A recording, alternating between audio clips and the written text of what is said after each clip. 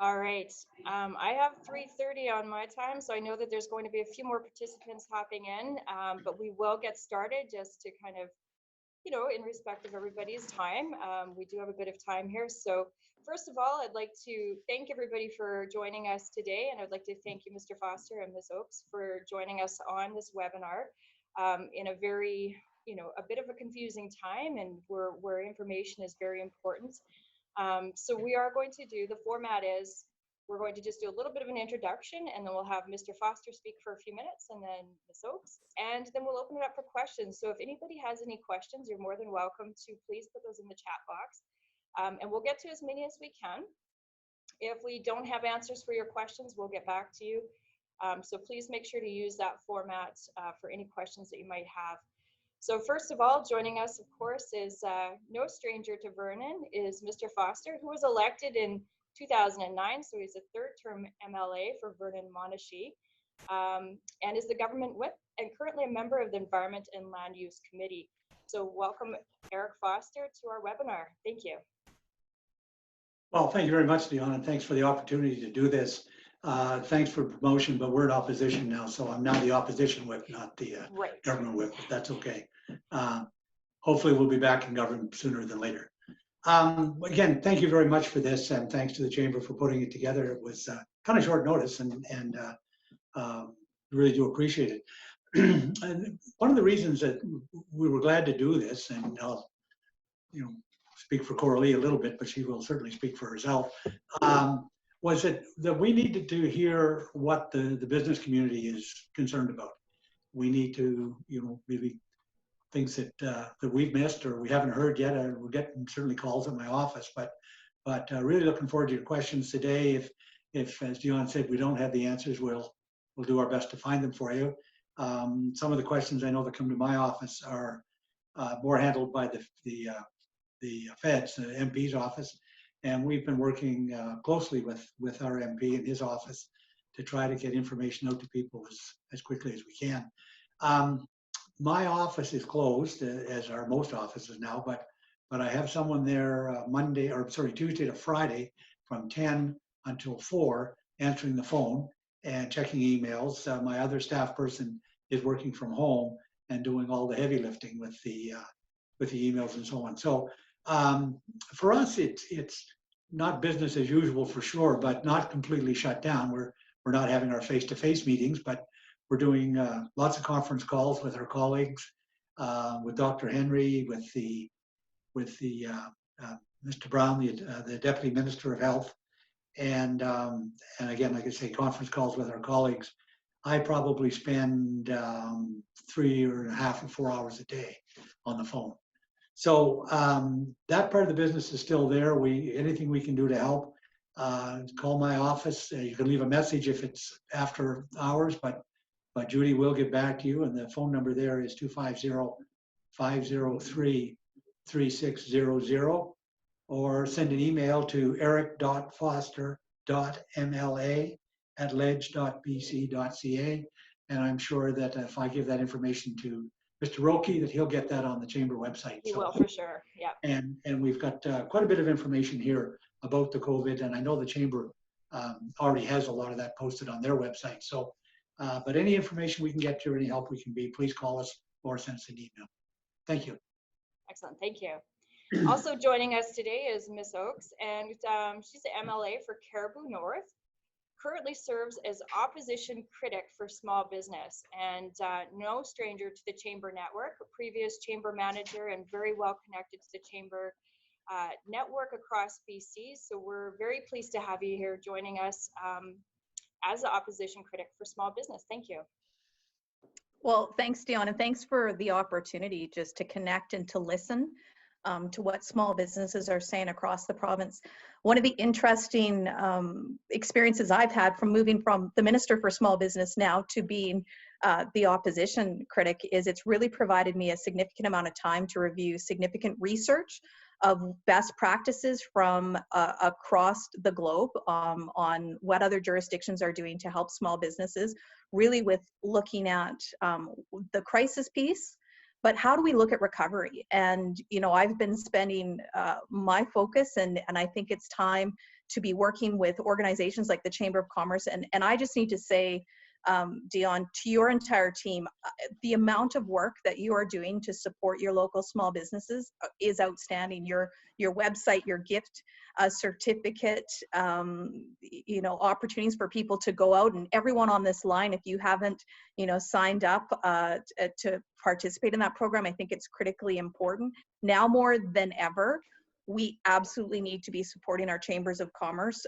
because I think when we look at economic recovery and how we support small businesses, having a stakeholder group that can really focus the needs to be shopping, supporting, looking local is now more important than ever. And I look forward to listening and hearing your concerns, the gaps that we currently have. But really, you know, Dr. Henry set the tone this weekend, as she has done through this entire pandemic. You know, we are so fortunate to have such talented folks who are leading us through this. But she is telling us now to start thinking about what that next phase looks like. And for small businesses right across the board, what are the steps that you need to do to look at as we do soft or phased in reopening, and how do we support our small businesses? What are the things that, what I would ask for each of you out there is help us as elected officials understand the work that you're doing behind the scenes to get you ready for reopening. You know, how can you have physical distancing in your business? And I know everyone is putting their thought to that. Is there curbside pickup that we can look at? You know, what are the online? And I love the, you know, support your local community and all of the work that's on the Vernon Chamber of Commerce that lists all of the businesses that are currently open or doing businesses different. So let's reimagine what small business and small, medium-sized businesses are going to look like in our community. Make sure we're supporting them and, you know, letting us as elected officials know those gaps where we can help be your champions and fight for making sure you're being listened to and that there's action being taken. Yeah, thank you for that. And I mean, in regards to the Shop Local campaigns, we do know that that's going to be the most important because our small businesses have been the hardest hit. They're the ones that haven't been open during this time. So to that point, has there been any discussion about increased funding for Buy Local campaigns to encourage residents to support local businesses for the province of BC? I might jump in, Eric, if yeah, go ahead. So in the research that I've looked at across the globe, Sweden, for example, is investing heavily into supporting Shop Local programs, because I do believe that that is going to be one of the most critical steps that we take. There is a little bit of funding that's going out for partnerships, for example, with Community Futures, with Western Economic Diversification, and they're doing, you know, work. I'm sure, well, I shouldn't say that. Community Futures probably are reaching out to chambers of commerce, economic development organizations, BIAs, but we need on the ground for individual chambers of commerce to be initiating those programs. Like I look at the amount of work that is on your website, and that takes manpower, that takes people in the office to do that work, to keep it up to date. And, you know, chambers of commerce are no different than any other small business organization out there that you're struggling right now because financially you're in the same boat as small businesses across the province. So we do need to get funding into chambers of commerce for Shop Local programs. Okay, perfect. Now, again, it's kind of what we've been hearing from businesses, and you talked briefly about reopening and what that looks like in a phased-in approach. Has there been talk about based on sector? Is that kind of what we're looking at? Is there a model that BC is looking towards that we can kind of start anticipating for reopening? Sure. Sorry, Coralee. Yeah, I don't want to, Eric, please, you jump in to any, and I hear a little bit of an echo. I'm not sure if you hear an echo. No, I'm good. Okay, good. One of the things we're doing as our team is we're taking in a bunch of feedback from what that reopening looks like, and we're gathering all that information. Norm Letnick is the opposition critic for health, has a close working relationship right now as we all need to. You know, politics needs to be put aside. We all need to be working. We're all part of Team Canada. We need to make sure we're moving through this. So we are working collaboratively to gather what that list of that soft reopening looks like. And so again, I encourage everyone on the phone to please reach out to us as MLAs to talk about how you see reopening in your business looks like and how you can do it within the guidelines of what Dr. Henry has been talking about with that physical distancing and, you know, safety for workers, safety for employees and for customers is critically important, but I know we can do it. And so that work is being done. Please share it with us so that we can raise that to the government so that, you know, liquidity and cash and all of those really critical things can start be supporting small businesses. Perfect, thank you. This one might be more geared to Eric a little bit, maybe not, but the closure of the provincial park trails has it's been negatively impacting a lot of local businesses that focus on mountain biking and hiking and kind of those sports things. And, you know, again, encouraging social distancing. Do we see any relief coming in the provincial parks and the trail systems? Well, it's certainly a question that we've had at the office, and I've passed it along to the powers to be, if you will. Dr. Henry spoke to this the other day when asked on her daily briefing by the media, and she talked about fire hazards and so on, and we certainly don't want to see any fire starting up. But I think that's one of the sectors, the avenues that we really need to look at. If, you know, as long as people continue to do what they're supposed to do, you know, we've done very well in the province. We're leading the country in flattening out the curve. And as we, you know, move towards softening things up a little bit, we have to remember to continue to be vigilant, because if we don't, we'll be back to square one again in no time at all. So as far as the backcountry and the parks and so on go, that's certainly part of the discussion, certainly part of my discussion. The opportunity for people to get out and enjoy themselves a little bit, and there's no better place to self-isolate than out in the backcountry somewhere. So it's certainly part of the conversation, and I hope it makes it up to the top of the list. Perfect, thank you. Now, we did have a question regarding the school system. So kids going back to school, has there been some conversations about the reopening of schools? The question in particular was, I understand the difficulties involved with social distancing, but the idea of students returning alternative days or half days are going to create childcare issues for employees returning back to work. Are there any comments? Yeah, I noticed the Premier, when he was on the other day, talked about the possibility of schools reopening, and I was actually quite surprised to hear him say that, because it certainly wasn't the indication we got from Dr. Henry. The school issue has been a tough one for a lot of folks. I think School District 22 here in Vernon are doing a pretty good job. We have a lot of outlying areas that don't have high-speed internet, or it's more difficult. So there's lots of paper being shuffled out to the folks. It's still difficult. There's been limited leadership from the Ministry of Education. That the whole thing's been turned over to the local school districts. They do a pretty good job here, I think. They're certainly making an effort. I've talked to some former colleagues in the education business that are trying real hard. For the kids that are, you know, the grade 10, 11, and 12 students, who, especially the 12s, are looking at graduating and going on, they really need to work hard at the online work, and I know they're doing a good job of that here.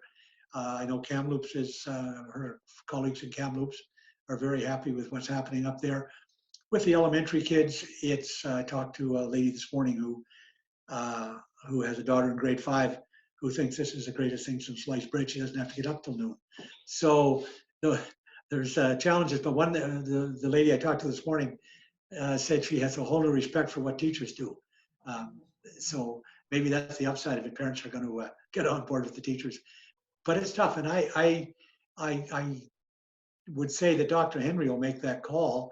I think there's probably, as we get into May, late May, early June, there's going to be some heavy lifting for students that will need to get marks off to universities and so on. But everybody in the country is in the same boat, so it's not like one province will have an advantage over anybody else. So we'll see how that rolls out. Yeah, and I think, you know, as a parent, it'll be interesting to see how that does roll out. I have 2 teenagers. I'm pretty sure they're both still in bed right now as well. So it's it's had its challenges for sure. But you know, I appreciate that we do have to take things in steps, and that's, you know, there is going to be impacts there. We have another question here. It says, it seems that many countries and now U.S. states are moving to a regional approach to open up the economy. Do you both agree we need to move to a regional approach versus a one-size-fits-all that we're currently under with BC? Well, one size doesn't fit all. We know that for sure. I mean, you look at Quebec right now, you look at us, you look at PEI, you know, Alberta's coming along real well. So that's, you know, one size fits all is right out of the question. If we have to wait in BC for Quebec to catch up, you know, we'll be waiting a long time, honestly. So every province is going to have to make those decisions. We're seeing some things happening in the States that I don't think are very productive. I think you're going to see some big problems down there. Everybody's worried about a second wave, and that's where Dr. Henry is leading. I believe that certainly not, maybe not the country, but a lot of people are looking up to her and looking at the success we've had here based on her leadership, and she'll roll it out in a manner that she feels will be the safest. And at the end of the day, I guess there'll always be the armchair quarterbacks that we should have, could have, would have. But if we get through this and we don't get into a major second wave, then no matter what we did, it was right. So, you know, other places may do different things. We're letting Dr. Henry lead the charge. We have to be ready, as Coralee said a few minutes ago. Start thinking now. This is not going to be, you get a phone call on Monday morning and okay, we're going to open the province up. But if you've got a good plan, you know, and individually as a business or in a sector, it'll be a lot easier for Dr. Henry to say, well, you know, this is what we need. If you're ahead of the game on it, and we'll be whatever we can do to help you with that, please let any of us know. If we don't have the answers, as Dion said earlier, we'll certainly get them to the best of our ability.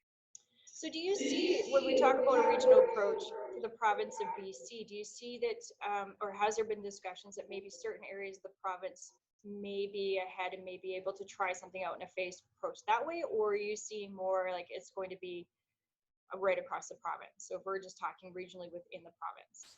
Yeah. Boy, that's a tough one. Hey, how about that one, Coralee? You want that?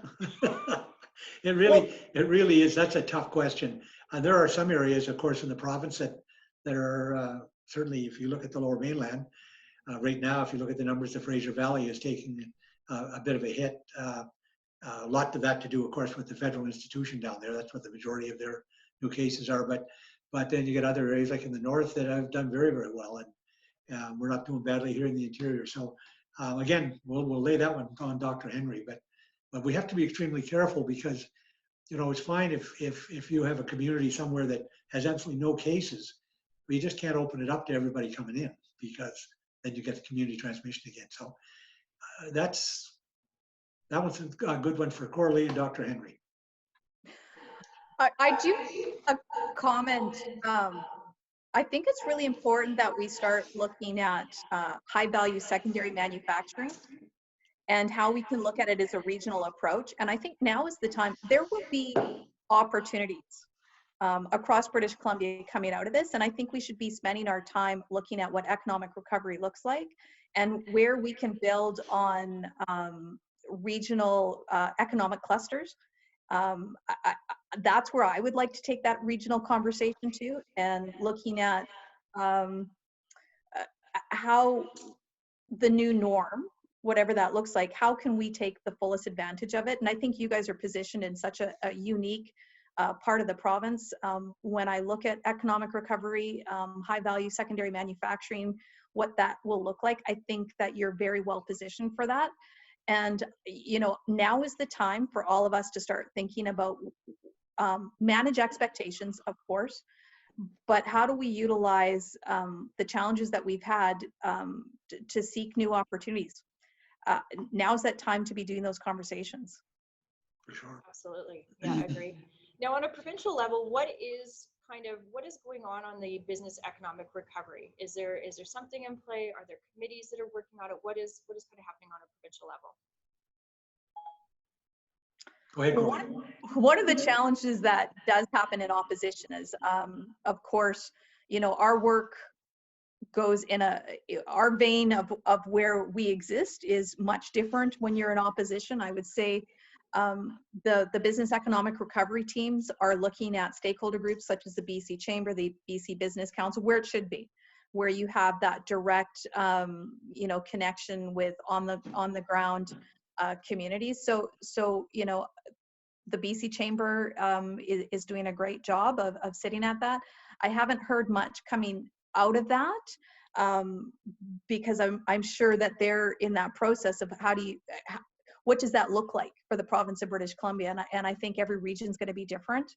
I spoke to the Prince George Chamber of Commerce, I think last week, and one of the things that I would suggest, I was very disappointed, and I've shared this with many people, that there was no one on the BC Economic Recovery that was really north of hope. I felt that we desperately needed representation from the interior and the north and the Kootenays, because quite frankly, recovery is going to look much different for us.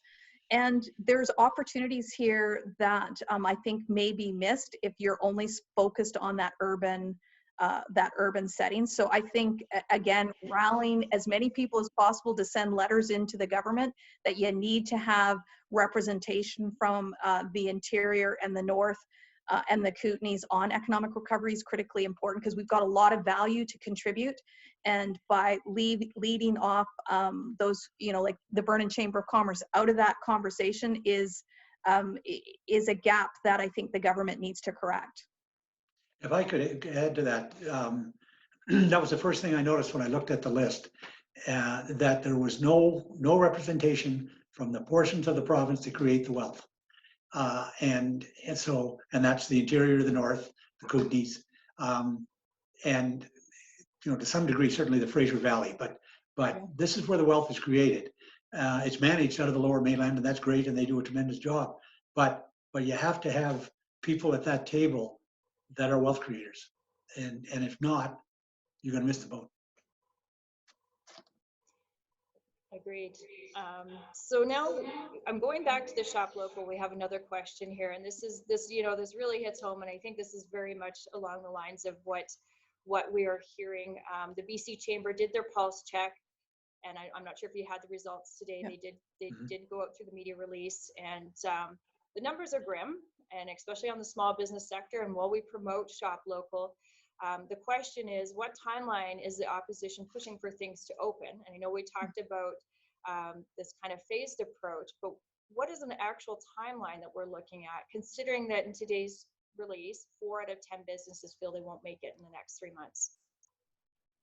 Well, again, I think it's critically important we follow Dr. Henry and what she is saying. I can say I penned a letter today with my colleagues, Michelle Stillwell and Doug Klochuk, who are the opposition critics for tourism and hospitality around the restaurant sector.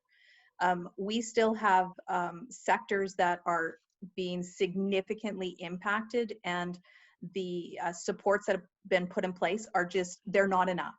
And again, managing expectations, you can't do everything for everyone, but there are certain sectors that we absolutely have to pay attention to right now. And, I look at our restaurant sector, and we've got to be doing more. We've got to be looking at, it's great to come out with programs like the commercial rent and but you got to get it out the door now, because the statistics are saying that, people are trying to figure out how they're going to pay for their May rent. As small businesses, the hospitality sector, there are specific sectors that are being significantly impacted. There's also 25% of our small business population that are, quite frankly, falling through the cracks, that they're not being able to access any of the programs. And so please continue to share those gaps with us so that we can advocate on your behalf. Yeah, and as far as a definite timeline, we don't have one. and we're not in a position to force one if we even wanted to. It's up to Dr. Henry. She's going to make the call. But further to what Coralee said about the restaurant sector and other sectors that are completely shut down, a lot of these, to say, well, we'll, pay 75% of your wages if you pay the other 25%. When you have zero income, you don't have 25%. By the time you made all your commitments in April, and as Coralee said, the 1st of May is coming up in 2 weeks, and there's just no possibility of having rent money. The different things that the province has announced, that some of them will certainly be helpful, but the money's not rolling out, and that's a huge challenge. It's committed. The $5 billion is, was supported by all parties, and it's there, but it's got to get out to the street, and that's a challenge that the small business people that I've talked to, especially with as Coralee talked about, the commercial rent subsidies and help and so on. Even the $40,000 interest-free loan from the feds. There are places, certainly not so much here in Vernon, but certainly in other places of the province, they're paying $15,000 and $18,000 plus triple net rent for a restaurant, and they have zero income. So, the province the government needs to get that money on the street. It's been committed, and that's great, and the plan is great, but we've got to see the money out there. And on the buy local, and we certainly try in our house to support local. And it's a challenge for folks who, they go into the store and they've got 4 or 5 kids, and they've got even a decent income. If they can buy apples out of Washington State for half the price of a local apple, they buy them. And at the end of this, when you're in the grocery store and you're back to work, spend that extra 15 cents a pound for the apples or 20 cents a pound, and let get our local farmers over the top, and do the same thing with the other businesses. This was made here, buy it here. Absolutely. And I think one of the things, boy, I'm getting a bit of a feedback now. But what I wanted to say was, on the provincial side, maybe Coralee, you could give a bit of an overview of the provincial programs that are available for the businesses. Just kind of a high level of what is currently available through the province. We are aware of some of the federal programs, but what is going on the provincial level? Well, I think one of the challenges we have on the provincial level is it's all tied to the federal programs, and they're waiting for the federal programs before they roll out the provincial programs. We need a whole bunch more work done on the provincial side, to be clear. I encourage people to go onto the Vernon website, look at the list of supports that are out there. But you've got all these announcements and they sound great, but you got to get money out the door. And that's just not happening. And I don't want to be critical on this call, and that, I'm nervous to say anything in case people take it the wrong way, but the province does need to step up and fill in some of the gaps that the federal government has not been able to support. Okay. And for those who are on the call, if you do have any questions, please feel free to add them in the chat box. They do have to be pretty short and concise for me to be able to read them. So if there are any other questions, please put those forward.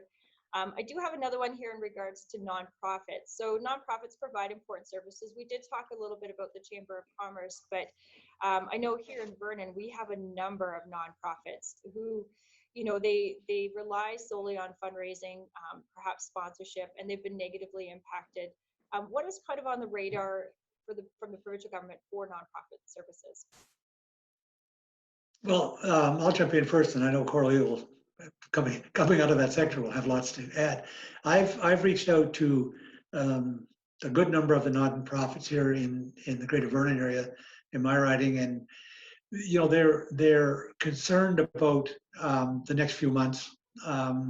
They've got government programs that and they're continuing to be funded, but they have to fundraise for a lot of the extras or the extra operational money. And you know, they've had to cancel their fundraisers for the summer for obvious reasons. One being they're not allowed to have gatherings, but the main reason is their normal donators, supporters, are a lot of the small businesses around the community, and it would be pretty hard to go ask a restaurant for you know, gift certificates when they haven't been open for a month and a half. So it's a big challenge.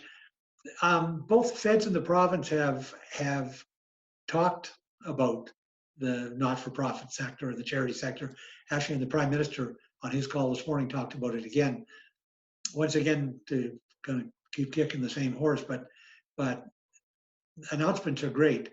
Money has to get on the street, and so that's, you know, as we go through the next little while and get over the healthcare part of it, which we, as Coralee said, are fully supportive of what Dr. Henry's doing, and for that matter, the Minister of Health. But the financial end of things, I think we can be a little more critical, and it's announcements are fine, but you've got to follow up. You've just got to put the money on the street, and that's where the not-for-profits are, you know, really looking for help. How do we get that money flowing then? Is that pressure from residents, from Canadian citizens, from the business sector? Like, how do we get that money flowing? Because you're right, the announcements have been good and coming forward, but it's really not coming out in a sense that it's going to be able to help businesses, knowing the timeline. Yeah, Dion, all of the above.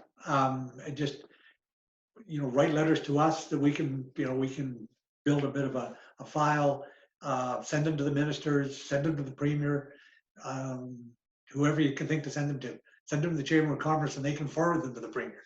I think that the message has to get out long and strong that, you know, we're running into the 1st of May here, and there's going to be a lot of people, both in the business community and folks struggling to make the rent for their apartments or their house or their mortgage payments.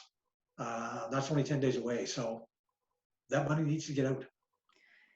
And I would build on that with the media, getting stories through our local media. You know, deferral of taxes, which is the province has done that.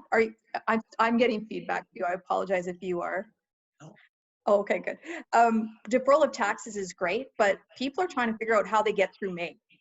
And I think that's the message that needs to really go to the government. I mean, the government has looked over the long term on how they can be supporting businesses with tax deferrals and looking at, and I mean, quite frankly, businesses have asked for that. But how do we get through May? And, you know, for the nonprofit sector, their whole business model has been flipped. And really, it's a challenge to figure out how to do that. You know, community gaming is critically important for our nonprofit sector and how that funds flow and what that looks like. It is great that the federal government announced money for, you know, arts and last week, but is that going to trickle into our smaller communities? You know, as the Minister of Community, Sport and Culture Development, I always had to fight to make sure that the money gets allocated into, you know, our smaller regional communities. It can't just be the large urban centers in the Lower Mainland. We have to get our fair share, because we, you know, the work that these nonprofits do on the ground fills in services that sometimes in urban settings are being paid for, right? We forget that story, that our nonprofits fill in those gaps that are critically important for each of our communities for quality of life. So we have to get moving on that. It can't just be about deferral of taxes. There needs to be some form of grants that people can access, nonprofits can access, and we've got to get moving, because May is coming quickly. And you know, it's great to have all these announcements. I feel that, you know, on this file, there's, you know, new paperwork every day, and so I get really nervous when people ask me, well, what are the supports? Because it seems that new announcements have been made, and I might miss this one that was made, you know, at 11 o'clock p.m. and by 10 a.m. something has changed. But at the end of the day, it's about people in our communities that need assistance now. And we've got some gaps, so please, again, share those gaps with us so we can, you know, elevate that up to the appropriate channels. Share it with your media. so that they can start, telling the stories of what's happening in the communities. Because often too, if the community knows that a nonprofit is maybe struggling, maybe there's some capacity by somebody in the community to step up and help. And I think it's all hands on deck, and we really have to be looking after each other in our communities.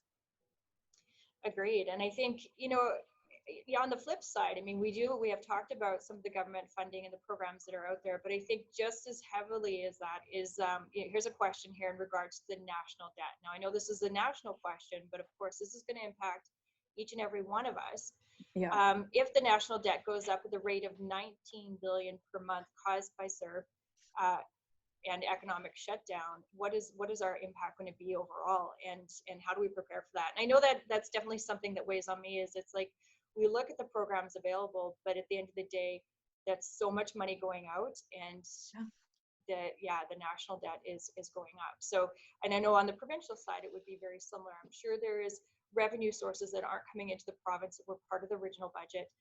And what does that discussion look like?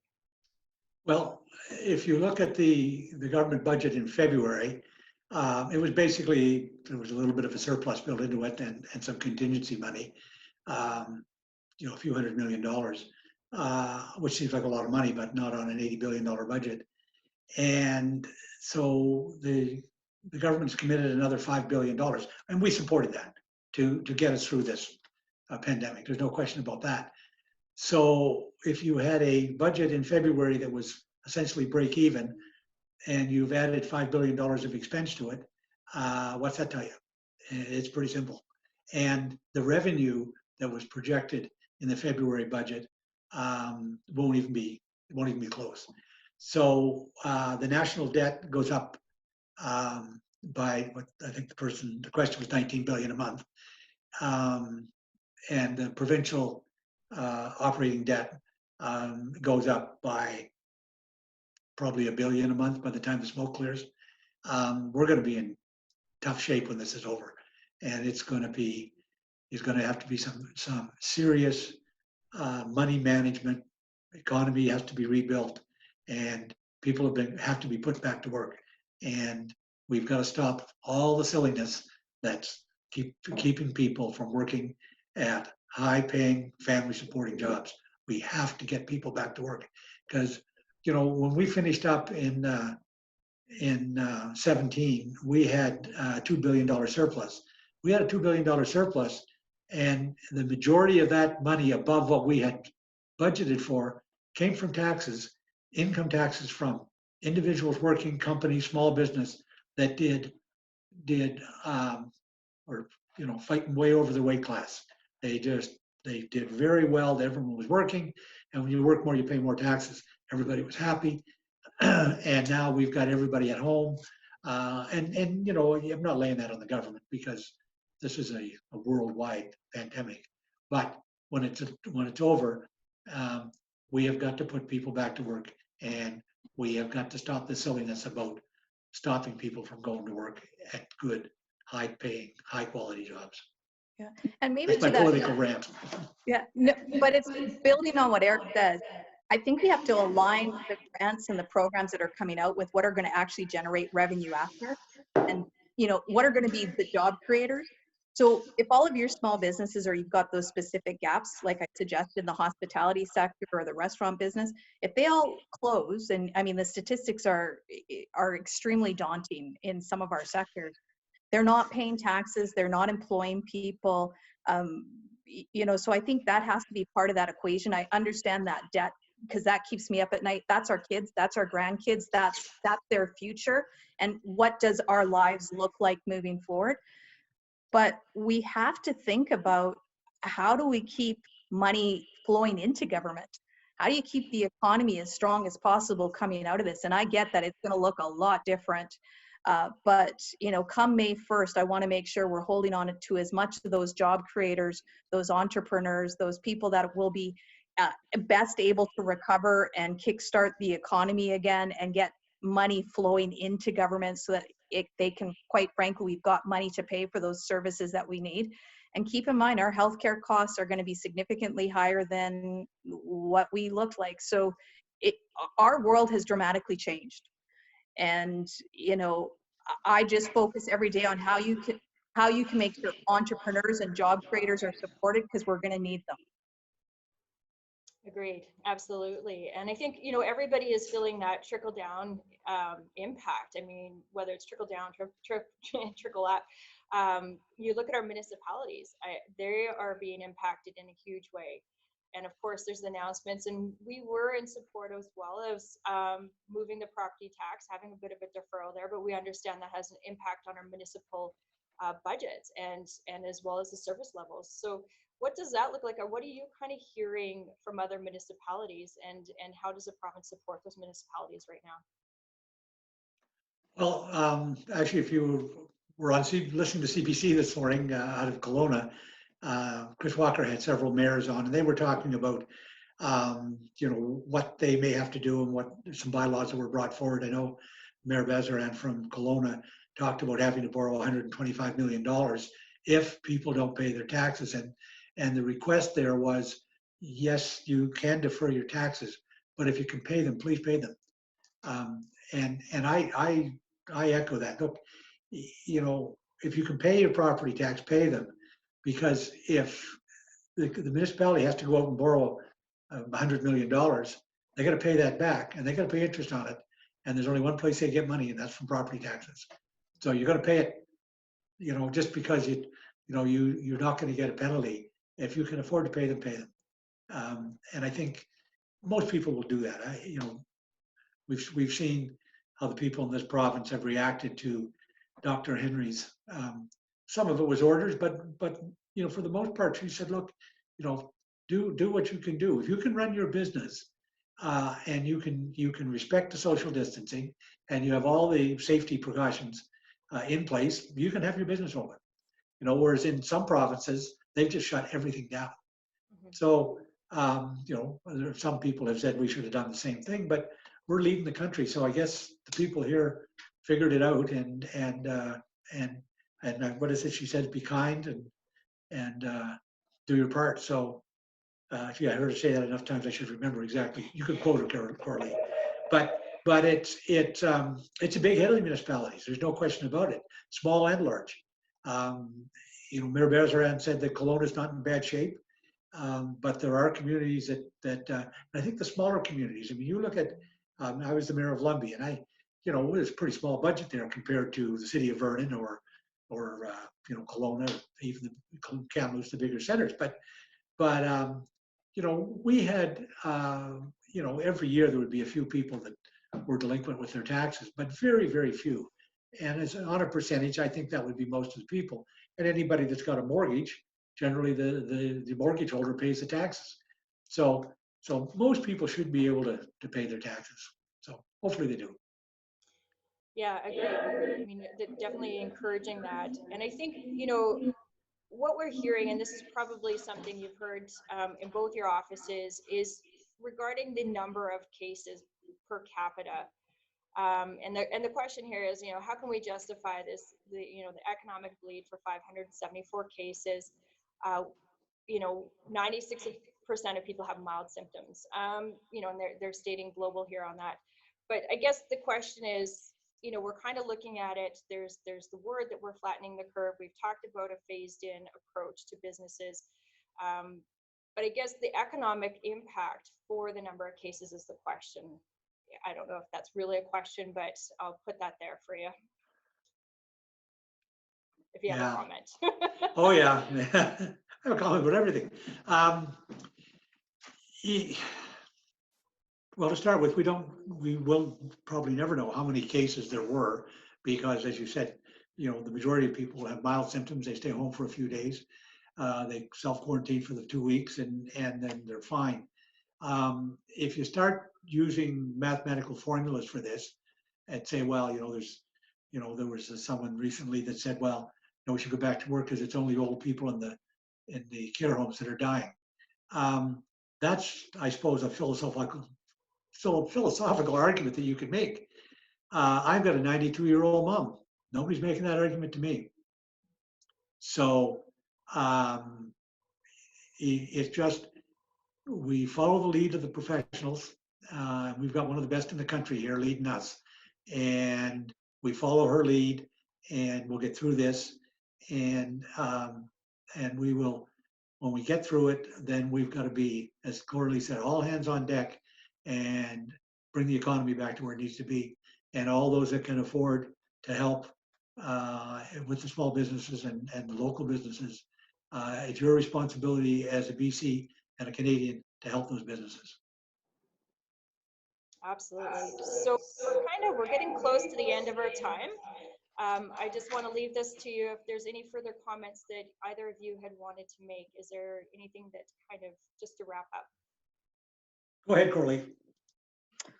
Well, again, my comment is just thank you to the Chamber of Commerce. And like I said, I've spent many hours reviewing jurisdictions from across the globe on what individuals and countries and are doing to help support small business. And you guys, top drawer.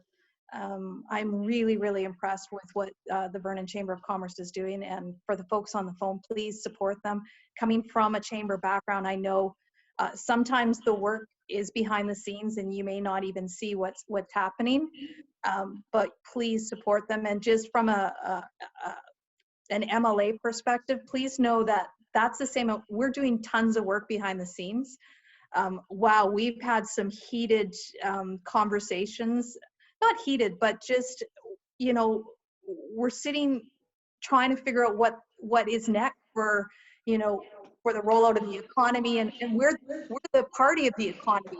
So for us to be sitting here seeing the challenges that we have, we've got a lot of smart people around the table doing a lot of extraordinary work, a lot of extraordinary research that's happening, but it all happens behind the scenes, as it should, because we don't want it to be political.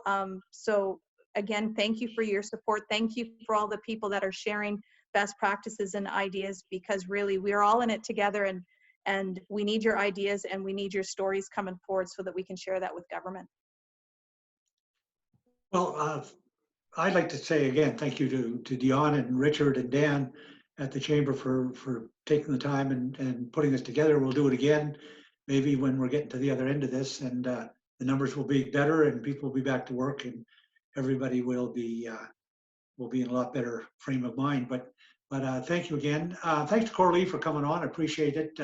She's got a great deal of knowledge, both from her time in the chamber, but certainly as a minister and critic for small business.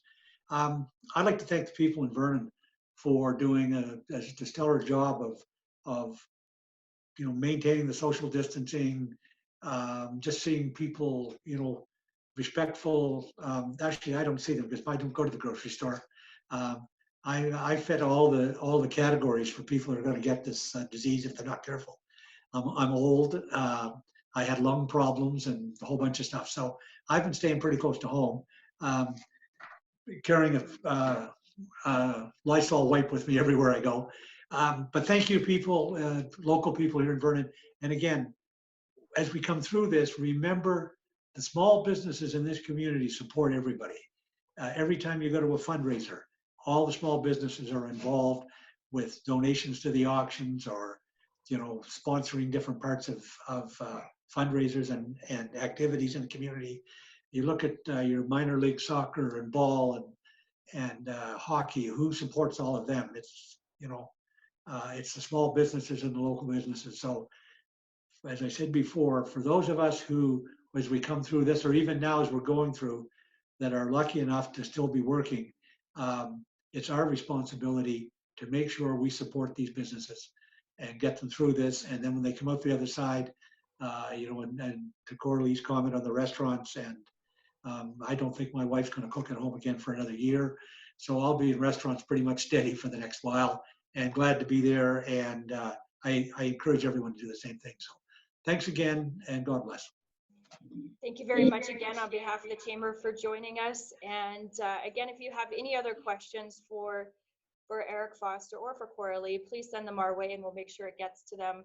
And a little bit of a shameless plug from the Chamber, we do have another webinar coming up here at the end of the month. So that will be with our federal MP, with Mel Arnold. So we do hope you can join us for that and hopefully have some more questions on the federal level. So again, thank you both so much for your time today. It's very much appreciated. all the best. And I do hope we can do this again in a few weeks and have a bit of a different conversation. And thank you for everybody who joined us. Take care, and we'll talk to you soon. Thanks, Dion.